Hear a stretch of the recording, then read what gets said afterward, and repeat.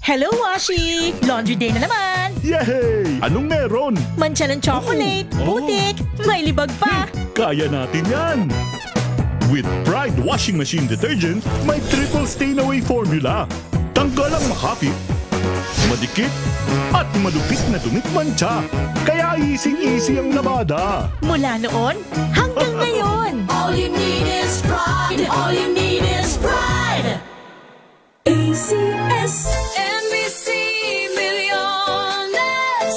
NBC Milliones. Mamimigay na naman kami dito sa MBC ng 1 million pesos! Sa isang malinis na papel, ilagay ang iyong name, age, address, phone number at pirmahan. Ipasok sa loob ng isang white legal-sized envelope. Kalakip ang alinman sa mga required proof of purchase o POP. At sa labas ng envelope, ilagay ang MBC Milliones 2026, ang POP na ginamit at ang MBC station na iyong sasalihan. Ihulog ang iyong entry sa mga drop boxes na matatagpuan sa MBC station sa inyong lugar. DZRH, Love Radio, Yes FM, Easy Rock, Aksyon Radio. Pagkakataon na manalo ng hanggang 1 million pesos sa Grand Draw at libo-libo pa in cash prizes sa 10 weekly draws sa mga MBC stations nationwide. Dito sa MBC Milliones 2026. Sali na! MBC Milliones is brought to you by Pride Detergent, Smart Dishwashing, Shield Bath Soap, Unique Toothpaste, White Rose, Charm Fabcon, Star Wax Floor Wax, San Miguel Pale Pilsen. See posters or visit our Facebook page for more details. Promo period is from January 10 to March 27, 2026. DTI Fairtrade Permit Number FTEB 244864, Series of 2025. Drink responsibly. Amoy forever. Amoy LQ. Amoy New Caleb Berry Blues. Amoy kalat, amoy good vibes!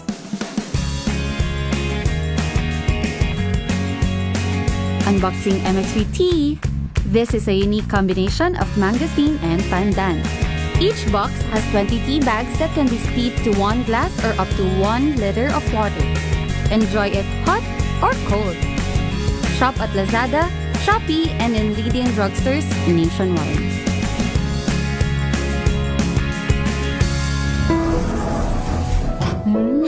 Amoy forever.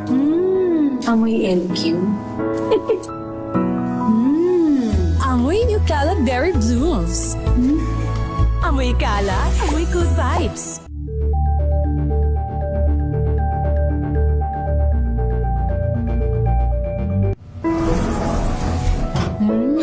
Amoy forever. Amoy LQ. Amoy New Caleb Berry Blues. Amoy kalat, amoy good vibes! Amoy forever. Amoy LQ. Amoy New Caleb Berry Blues. Amoy kalat, amoy good vibes!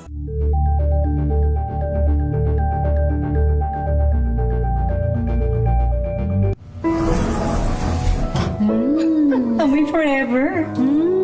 Amoy LQ. Amoy New Caleb Berry Blues.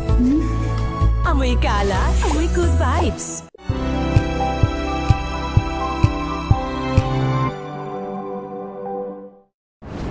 Kung good vibes ang hanap mo, dito ka na sa sigurado!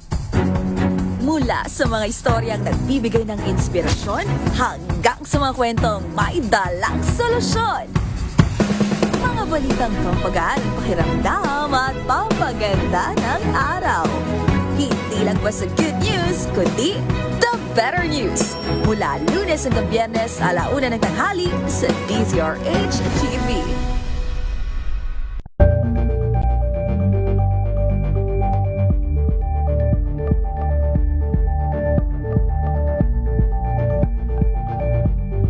We've got you covered. From the hottest hits, exclusive interviews,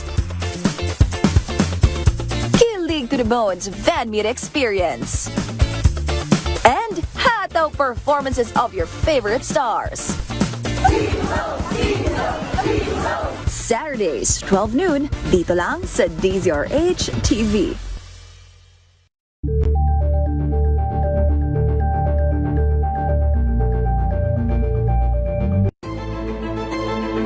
Pakikinggan ang bawat panig. When you fight for justice, think about the queer people. Kung hindi kami magkukwento, sino ang magkukwento para sa amin? Ang mga panawagan, ipababatid. Hindi talaga ito masusing pinag-aralan ng gobyerno. The women who are beaten and abused. Meron lamang tayong 14 minutos bago sumapit ang alas 3 ng hapon. Sa ngalan ni Lakay Reyes Bayan, ito yung lingkod, si Romel Fuertes. At balita mula sa iba't ibang probinsya. Sa Davao del Norte, suspect patay sa enkwentro kontra polis sa Island Garden City of Samal. Balita mo yan, June Suter ng Action Radio Davao. June.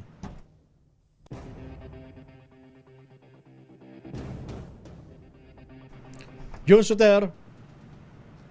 Ang isang armadong lalaki matapos ang insidente ng pamaril na nauwi sa enkwentro sa pagitan niya at ng mga pulis sa Purok Ipil-Ipil A, Barangay San Remigio, Kaputian District, Davao del Norte, gabi ng Pebrero 26, 2026. Ayon sa report ng Island Garden City of Samal Police Station, bandang alas 8:40 ng gabi na makatanggap ng tawag sa PNP hotline mula sa isang concerned citizen tungkol sa pamamaril sa lugar, agad rumisponde ang mga pulis sa pangunguna ni Police Lieutenant Colonel Jerry Abrogina upang beripikahin ang insidente at tiyakin ang seguridad sa lugar. Sa paunang investigasyon, nagtungo ang suspek sa bahay ng biktima habang armado ng baril. Nauwi sa mainitang pagtatalo ang dalawa hanggang sa barilin ng suspek ang biktima na tinamaan sa kanang hita. Sinubukang pakalmahin ng mga pulis ang sitwasyon, ngunit nanatiling agresibo ang suspek at patuloy na nagpaputok ng baril habang nagbanta sa mga pulis at sibilyan na hawak niyang isang granada na natanggal na ang safety pin. Dahil sa banta sa buhay ng mga tao sa paligid, napilitang kumilos ang mga pulis at nagkaroon ng putukan kung saan napatumba ang suspek sa gitna ng insidente. Sumabog pa ang hawak nitong granada na lalo pang nagdulot ng pinsala sa kanya. Agad na isinugod sa ospital ng biktima at kalaunan ay nilipat sa Southern Philippines Medical Center o SPMC para sa karagdagang gamutan. Isinugod rin sa ospital ang suspek, ngunit idineklara itong dead on arrival sa tinding physician na recover sa lugar ang isang kalibre 45 na baril na may magazine at bala, 3 basyo ng bala at mga bahagi ng sumabog na granada. Patuloy naman ang investigasyon ng kapulisan habang muling tiniyak na Igacos Police Station ang kanilang kahandaan sa pagpapanatili ng kapayapaan at kaligtasan ng publiko. Ito si June Suter para sa DZRH. Una sa Pilipinas, una sa Pilipino. Isang bahay sa Imus City sa Cavite, pinasok ng mga armadong kalalakihan. Milyong pisong halaga ng alahas at pera ang natangay. Ibalita mo yan na RH number 30, Eric Bastas. Kuyang Eric. Kaya Romel, hindi nga bababa sa 4 na milyong pisong halaga ng mga alahas at humigit kumulang sa 1 milyong pisong halaga o cash ang natangay ng mga armadong grupo matapos nilang pasukin at pagnakawan ng isang bahay sa Legion 1 Subdivision, Barangay Calsadang Bago, Imus City sa Cavite. Sa initial investigasyon ng Imus PNP, sa pilitang dinistrongka ng mga suspect ang paglock ng gate ng bahay ng mag-asawang negosyante na nakilala lamang sa alias Almari, 38 anyos. Mabilis anyang nakapasok ang mga suspect at saka ginapos at nilagyan ng packaging tape ang mga bibig ng mag-asawa at ang anak nitong babae at mabilis na kinuha ang mga naturang alahas at pera. Patuloy yung sinasagawang investigasyon at follow-up operation ng mga otoridad at tinitingnan na rin ang makuha ng CCTV sa mga posibleng diraanan ng mga suspect na lulunayan ng isang SUV na hindi pa naplakahan. Ito si Eric Bastas para sa DZRH, una sa Pilipinas, una sa Pilipino. 10 minuto bago sumapit ang alas 3 ng hapon. Dako naman tayo sa Mindanao. Barangay health worker na dating miyembro ng teroristang grupo arestado sa Carmen, Surigao del Sur. RH number 19, Paring June. Di makutak, Paring June. Parang Romel, arestado isang babaeng wanted sa mga kasong arson, no bail recommended, pagsunog ng sarili niyang tahanan with recommended bail bond at frustrated murder with recommended bail bond. Ang suspect na kinilala sa alias na Jean, 28 years old, residente ng Sitio Banahaw, Barangay Maiton, Tandag City, ay subject ng warrant of arrest mula sa RTC 11th Judicial Region Branch 41 sa Cantilan, Surigao del Sur. Ang suspect ay nasa talaan ng PSR bilang former member ng Guerrilla Front Committee 30 under ng Megan Group, Communist Terrorist Group. Sa pagkabuwag ng grupong kinahaniban, pumasok itong Barangay Health Worker o BHW sa Barangay Poblasyon Carmen, Surigao del Sur. Sa magitan ng Intel Community, na-identify yung suspect at inarrested mula sa 1st PMFC at Carmen MPS at kasalukuyang nakadetain sa Carmen Police Station ang suspect. Mula sa mainit na panahon sa Central Mindanao, RH19, June Di Makutak, DZRH, una sa Pilipinas, una sa Pilipino. At Grand Street Parade at Float Parade ng Panagbenga 2026, kasado na. Bagsa ng turista inaasahan sa siyudad ng Baguio. RH number 41, Lakay Romy Gonzales. Lakay Romy. All roads goes to Baguio. Inaasahan na ngayon pa lamang ay inaasahang mag-aakyatan na itong libo-libong mga bisita at mga turista dito sa summer capital of the Philippines. Just in time sa magaganap na street dancing sa araw ng bukas at sa Marso 1, ito yung Grand Float Parade na kung saan ay ito yung pinanabikan ng ating mga kababayan sa nakalipas na ilang araw. Ito yung Panagbenga o Baguio Fire Festival 2026. Ngayon pa lamang ay fully booked na lahat. Karamihan na mga hotels and inns at mga transient houses ay talaga namang punuan. Sa ating paglilibot kanina sa mga bus stations ay maraming mga kababayan po nating umakyat talaga at talaga namang mas marami yung mga bus na punong-puno at umakyat dito sa lungsod ng Baguio. Ganyan naman ay todo road ready naman o nakahanda na itong ating mga miyembro ng Baguio City Police Office at mga force multipliers na sa ganon ay bantayan at magbigay ng seguridad sa ating mga kababayan na lalahok at tutunghay sa dalawang highlights ng Panagbenga 2026, itong street dancing sa araw ng bukas at sa Marso 1 itong Grand Float Parade. Ito si RH41 Romy Gonzales para sa DZRH, una sa Pilipinas, una sa Pilipino. Maraming salamat, Romy Gonzales. Babalik pa tayo sa ilang pa mga balita. Oras natin alas 2:53 ng hapon.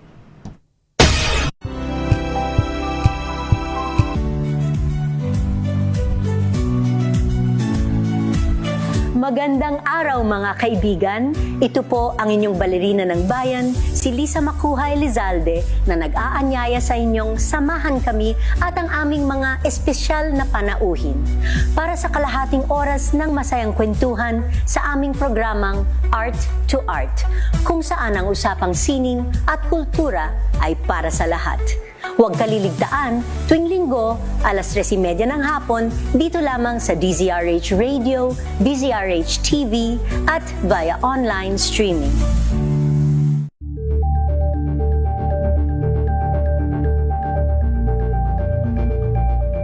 Alamin ang mga maiinit na isyung pambayan, mga balitang kailangan mong malaman, usapin sa pamahalaan, politika, ekonomiya at kabuhayan. Ito ang mga dapat mong malaman, pakialaman at pag-uusapan dahil kayo ang tinig ng mamamayan dito sa Damdaming Bayan.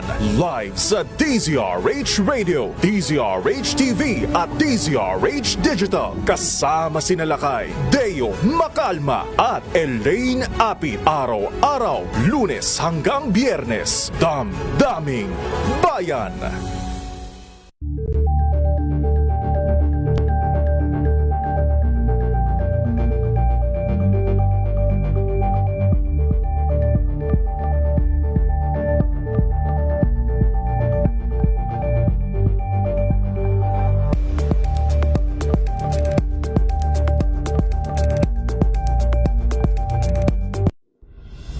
Tuloy-tuloy ang ang pagtulong, tuloy-tuloy ang pagseserbisyo at tuloy-tuloy ang balitaan kasama si May Binauhan sa Operation Tulong mula Lunes hanggang Biyernes.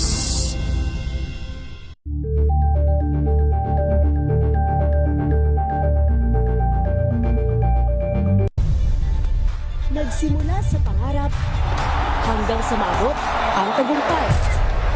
Iba't ibang kwento, iba't ibang mukha ng atletang Pilipino.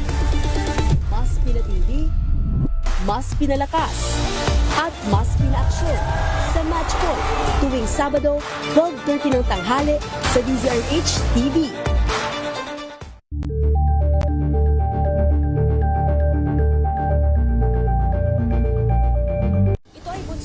Talang 17 individual na ang kanilang naaresto. Metro Manila Development Authority o MMDA ang No Contact Apprehension Policy o NCAP sa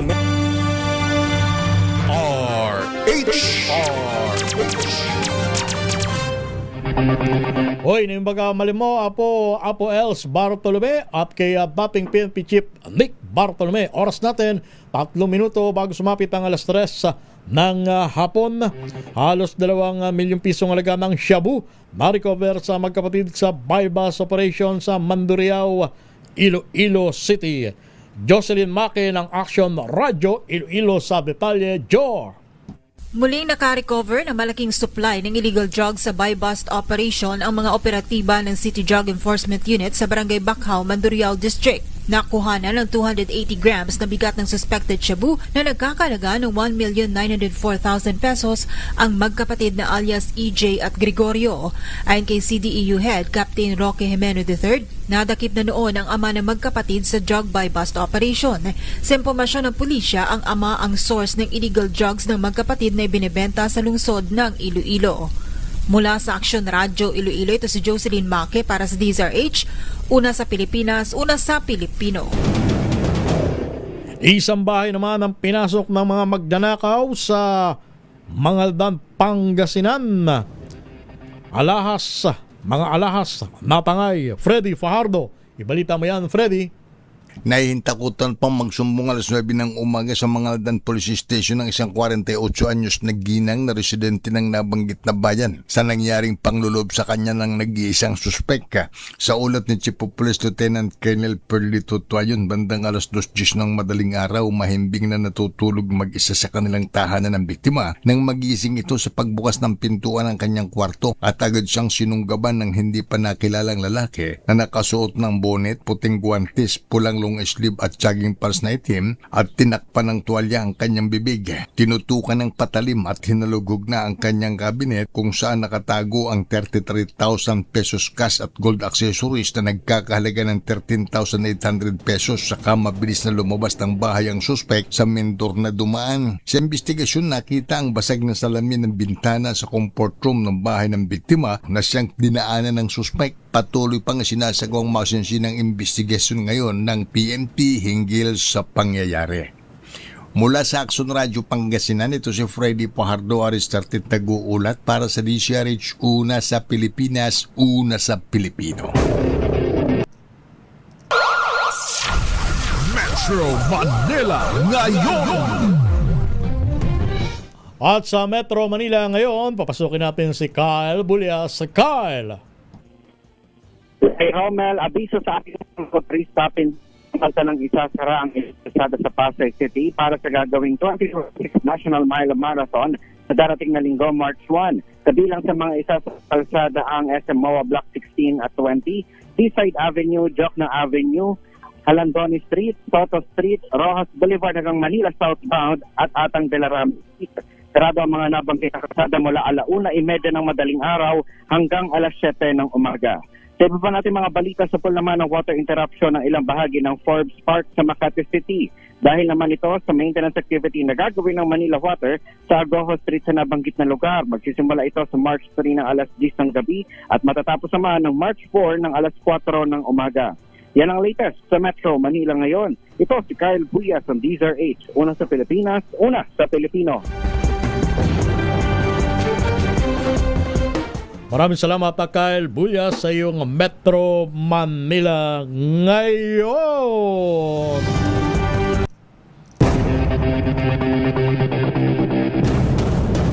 At yan ang kabuuan nating balitaan. Talakayan tinapok sa programang Rapido Hataw Balita. Ngayon pong Biyernes, huling Biyernes na sa buwan ng Pebrero. 27 po tayo ngayong araw. At sa ngalan nila kay Ray Sibayan, Miss Elaine Apit at sa iba pang nakasama ng palatuntunan ngayon pong araw. Susunod na ang programa ni Miss May Binauhan. 1 minuto malipas ang 3:00 ng hapon.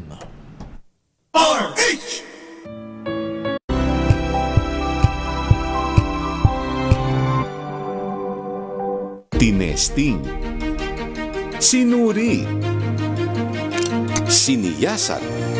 Ang resulta? Super effective ang Shield sa pagpatay ng bakterya at virus. Shield Antibacterial Soap. Believe ang mga eksperto sa Philippine Nurses Association. At si Mami. Tiwala ako sa Shield. Shield Antibacterial Soap. Napatunayang mabisa. Ang mga nurse, tiwala. ACS. Ang galing-galing mo. Smart dishwashing paste ko. Smart Pritong ulam na